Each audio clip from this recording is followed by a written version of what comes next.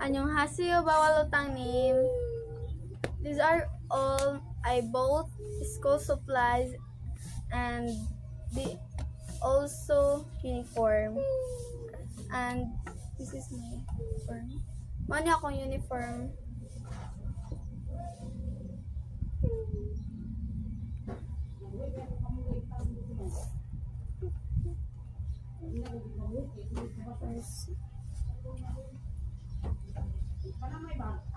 And shoes. And we have 6 notebooks,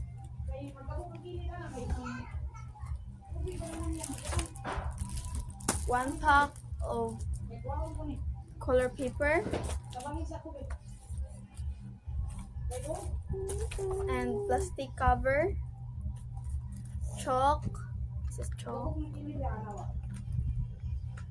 highlighter,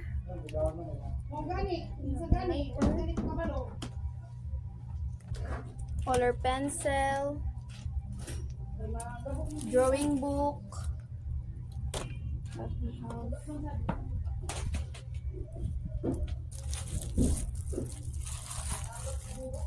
this, I don't know kung unsa ni, Manila paper ni, then folder, color orange, paper,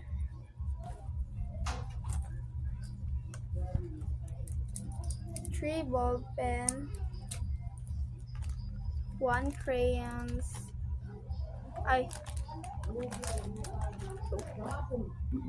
1 glue, calculator, notes, these are notes, diary,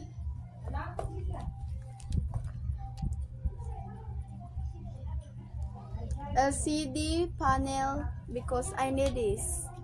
Need me ani kay kanang one, and also this.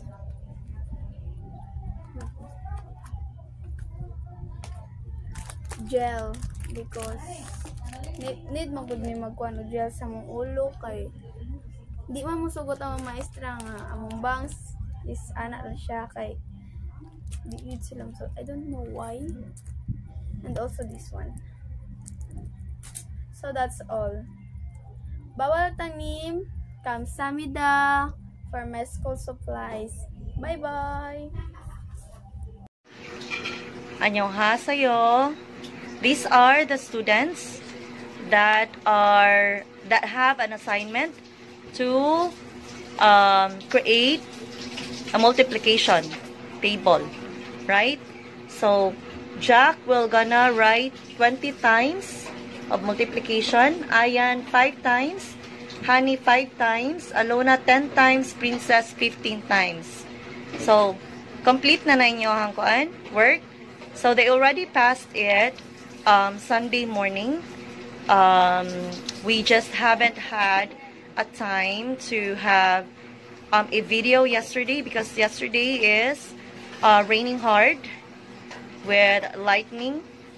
So yeah, we just created this video for today. So I want you to memorize multiplication and do not fail next time. Okay? So fighting. 감사합니다. Good morning, everyone. Good morning, Teacher Lisan. Alright, so listen up. After this, you're going to have an assessment, okay? Yes, Teacher Lisan. Alright, so we're going to discuss adjectives. Always remember, yun ang timanan ang adjectives kay ga-describe. So, let's read first. Basahin nyo.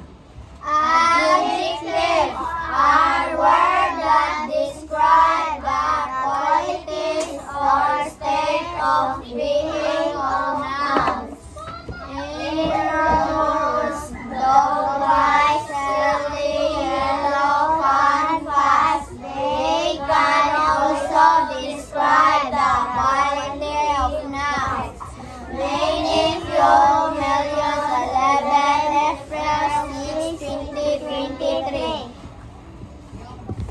Ano na year?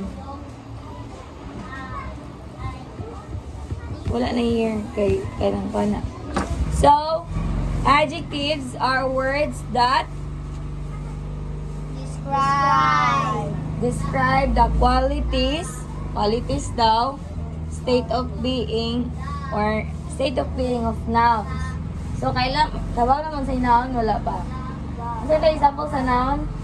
Things, Oh. ideas, person, Oh, place. Oh, wala nga malis. Nasa na no? Mag-discuss ka niya na. So, enormous, dog-like, silly, yellow, fun, fast. Mga nag-describe na sila sa noun. Pero na pinag-describe sa quantity, kanang quantity kung pila. So, like many, few, millions, 11. Diba, many? Quantity, pila, maihap siya or di maihap. For example, sa good no word. So, this coffee is good. Asa ang nag-describe? Asa ang nag-describe ani? Ang coffee. Gi-describe ang coffee, no? Unsa daw ang coffee? Good. Good. So, mao ni siya ang adjective.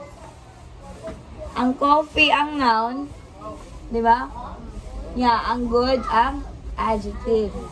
For example, again, tani.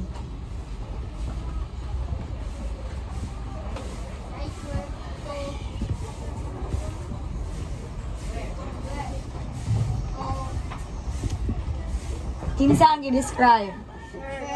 Ang sanina. Unsa ang adjective sa sanina? Big. So, dako daw ang sanina. Di ba, naingon there describe, ang masabot ang describe, kanang mooy nag-describe. Like, mao ang, isa may bisay sa describe.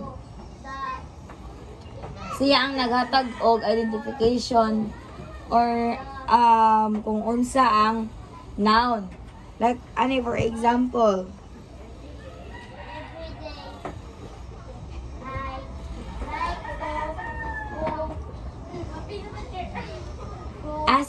kisa ang i-describe? Ang T. I-describe siya. Mo ni siya ang noun. No. Yeah. Unsa ang T daw? Hot. So, mo ni siya ang Describe. Adjective. adjective kay nag-describe siya sa T or sa noun. No. So, kasabot na mo unsa ang adjective. Ang adjective ang nag-describe sa noun or sa pronoun. Diba ang pronoun kay he, she? Yan ang noun kay mga things, state of being. O unsa pa to? Place, person. Diba? So mag-copy mo 1 to 13. Answer ninyo pangitaon ni dito asa ang pangitaon niyo dito asa ang Adjective. asa ang adjective. Nakasabot? Sige, go. 안녕하세요. 안녕하세요. Now you have kanang brush your teeth. Sige na, start na. Sige, tawa sa mic ka. Katibang mo.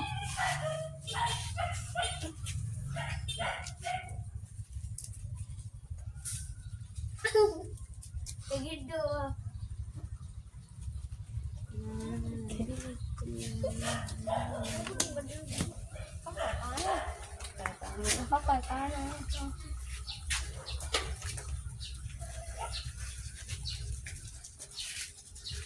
Hey, Sak.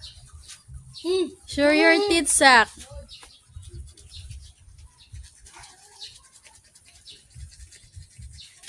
Bismile. Kang okay na ba? Tarong na ba yung mga teeth? Sak. Samantha. Ay, wow, uy. Na, very good. Every day na ninyo, ha? Bye. Bye. 안녕하세요. 안녕하세요. Good evening, students. Good evening, teacher Mildred. Good evening, classmates. It's nice to see you this evening. Now I have to read the story and then kanang translate in Bisaya. Now you have to read first. Shiny rays. Shiny is a grade 2. Shiny is a kanang grade 2 siya karong year. She is a good runner. So basabutan na. Maayo siya. Mudagan. Oh. She will take part in the school race. So basabutan na be students. Kinsa mo maka-explain? Ha. She will take part in the school race. Ang kasabutan na siya dili siya ang representative sa ilahang eskwelahan. No, pangbato siya sa kanailang eskwelahan ba? Sa ilang room or anak. Shiny practice every day. Siya permanente siya mag-practice taga-adlaw.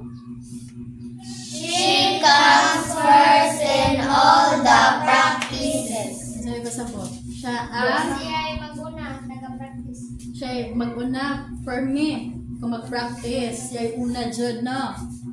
She always gets a big bag of toffees to her friends in the race. Ano sa'yo pasabot na Jamaica? Siya very... Barog. Sige, barog. Siya very mo... I always get a big bag. Dako nga bag. Magdala siya o bag nga dako. Next. Of toffees to her friends in the race. Magdala siya permi og dako nga bag para sa iyahang kanang friends, sa iyahang mga amigo in the race. Unsa may in the race? Kanang Lavin, unsa may in the race? Sa race ba?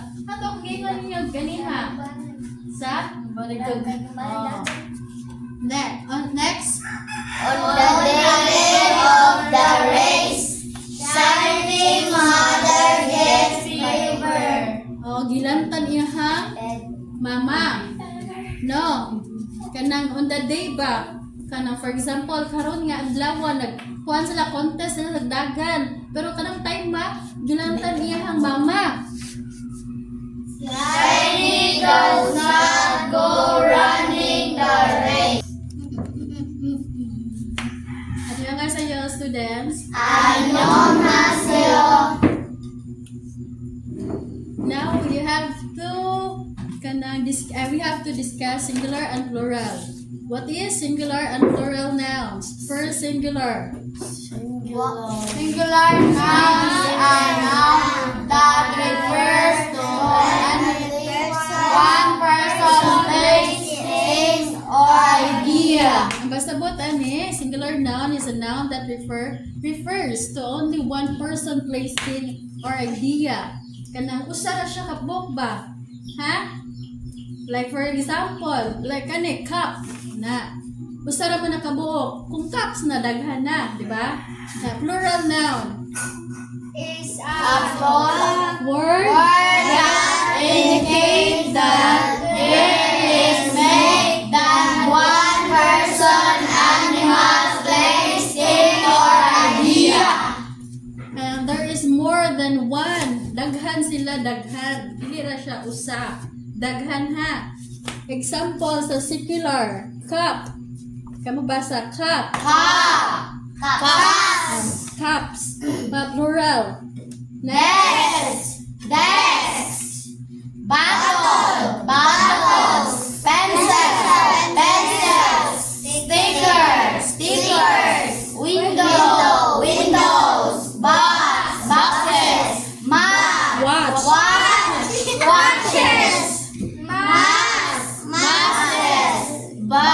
buses, walls, wives, leaf. Annyeonghaseyo. Start na po to sa ato action plan. Yung daily, mag-toothbrush, morning ug evening. Before bedtime. Tag-toothbrush mo sa inyo before matulog? Oo. Sige, start ng toothbrush. Apilag toothbrush niyo mga dila. Ay, Kutawo. hindi naman. Basta kayo na kay kuwan. Ang dila, apila ang dila. Wala ko ah. Annyeonghaseyo. Annyeonghaseyo. So, mag-toothbrush na punta. Daily kuan. Daily habit. Mag-toothbrush ba mo before matulog? Ha? Sige, start na. Mugmug sa daan.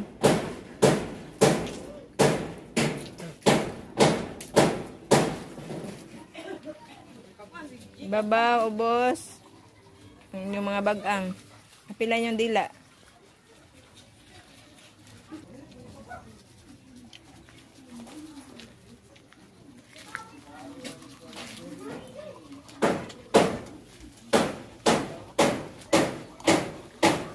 Yung mga bagang.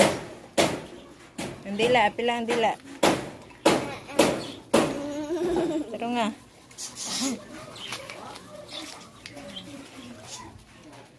Tawa ba yung tawa?